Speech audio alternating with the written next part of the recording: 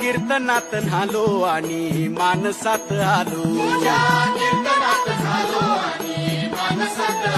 हरी नामाचा गजर केला मला मी गावलो. जन्म झाला वार करी पात समजली खरी देह देवाची पंढरी विठू मनाच्या गाभारी श्वास झालं जपमाळ मन चिपळ्यानी टाळ.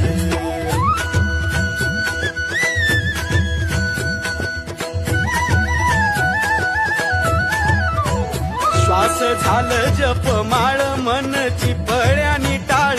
मेळ जीवाचा शिवाचा झाला अभंग जिण्याचा. गजर कीर्तनाचा गजर कीर्तनाचा गजर कीर्तनाचा. नमस्कार मित्रांनो, आपलं एस बैलगाडा शर्यत युट्यूब चॅनल मध्ये आपलं सहर्ष स्वागत आहे. तर आज आपण आलेलो आहे लिमडगेवाडी येथील एक जुने जाणते बैलगाडी मालक, गोरक्षक, गोसंवर्धन करते ती त्यांची आज आपण मुलाखत घ्यायला आलेलो आहे. नमस्कार बाबा. नमस्कार. पहिले तर आपलं परिचय सांगा, नाव सांगा. माझं नाव किसन रघुनाथ जाधव. आता तुमचं वय किती आहे आता वय माझं 75 आहे. आणि आपल्याकडे गाया किती आहे? गया 85. 85 गाया. आणि बैल बैल शर्यतीची 4. होय. काय नाव आहे बैलांचे? सुंदर, जपान, साजा आणि लाल. तुम्ही हा नाद किती वर्ष झालं करताय? माझा 40 वर्ष झाली. तुम्हाला कोणापासून हा म्हणजे छंद लागला? हे बैल बघायला असतो त्यावर नाव. होय. आणि आपल्या आधीकडे पण बैल पळायची. हो, आधीकडे किती बैल पळायचे? अगोदर 12 बैल पडतो. होय. त्यातली आता चांगली नामांकित बैल कोण कोण देतो? नामांकित बब्या, हा भोळ्या, हा. सर्जा, राजा. त्यांनी पुसेगावात पण नंबर केलेला. म्हणजे हा. कुठल्या साली केलेलं काय आठवत नाही. काय साल आठवतं. होय. बर. आणि आता ही माणसं आता बघा कत्तल खाण्याला खिल्लार गया बिया देते ती, त्यांच्यावर तुमचं काय म्हणणं? चुकीचं आहे ते. होय. त्या- ती दिल्या नाहीत पाहिजे. दिलं नाही पाहिजे. ही आपली परंपरा अशी राखून जोपासली ठेवली. पाहिजे. आणि आता तुम्ही पोलीस झालात, आता पोलीस होते. पोलिसात तरी पण हा नाद कसा काय कसं सांभाळायचा म्हणजे? नोकरी करत करत करत की केला ना. होय. आता तुमचा मुख्य व्यवसाय काय म्हणजे हाच आहे का दुसरा काय? मुख्य व्यवसाय हाच. हाच. आणि जुनी बैल म्हणजे आधीकर पळायची त्यांची काहीतरी थोडीफार माहिती असेल. त्यावेळेला मर्यादित होतं. हा बैलगाड्या हा 60-70 गाड्या यायच्या. 3-3 गाड्या पळायच्या. हा. त्यातनं गट सेमी फायनल होते. आता 800-900 1000 गाड्या येतात. हा. 10,000 गाड्या पडतात. बक्षीस मोठी असतात. हा. आता सुधारणारे जाईल. त्यात कॅमेरा आला, हा.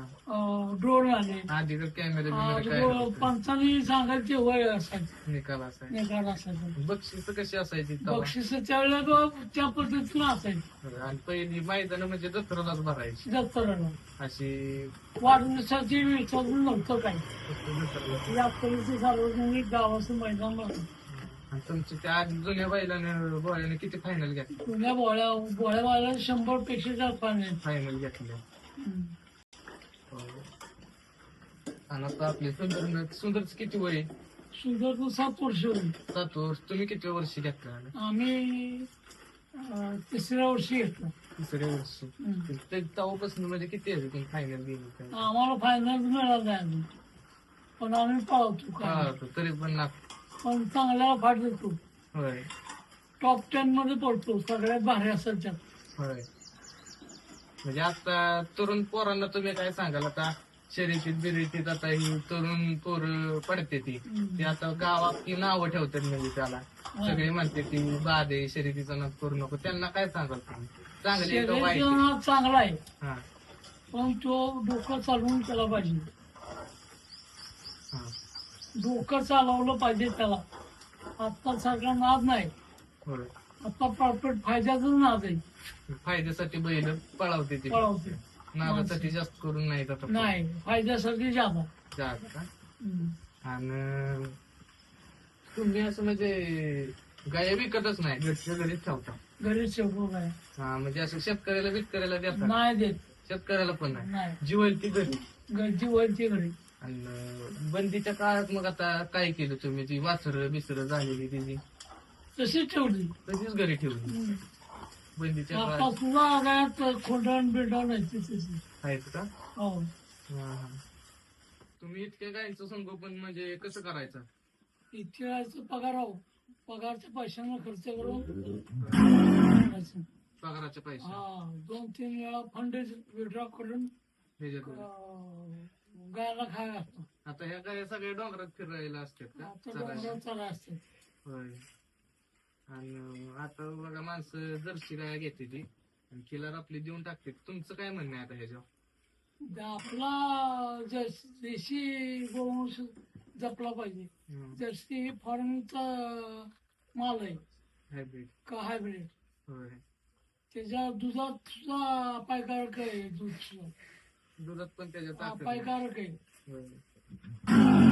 याच गाया पाळल्या पाहिजे. ह्या गायांपासून म्हणजे काय वैशिष्ट्य आहे गायांचं? या गायीमुळे गायांमध्ये कुठला रोग होत नाही काय? कुठलाच रोग होत नाही. होय.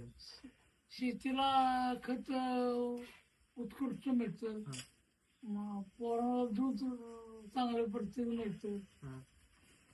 ह्या देशी गायसारखा फायदा कुठंच नाही. होय. त्यासाठी देशी गाय सांभाळल्या पाहिजे. देशी गोवंश सांभाळ. हो आणि आता ते डोंगराला निघाला समजा चारा गिरा संपला तर तुम्ही काय करायचं? चारा संपला की वळण एकाच लागतो. एकच नाग चारा. हो नाही तर पहिले आधी किती वर्षापासून तुमच्याकडे गाय येते? 40 वर्षापासून गाय आहेत.